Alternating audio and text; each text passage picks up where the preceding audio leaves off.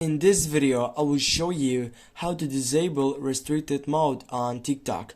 If you get back here on your home screen, on your upper side, you're going to see that you have that side section which says restricted mode. Now, if you want to get off or disable that restricted mode, you need to get up here into your profile section, tap on the three dots on your right upper side, go for settings and privacy, and then what you need to do next, simply you need to get up to the full site right here, which is on content and activity on the 6th place, digital well-being. Click on that side, go on the second selection, restricted mode, and right here, if you have that restricted mode on, you need to turn it off by clicking on the first selection with red line section.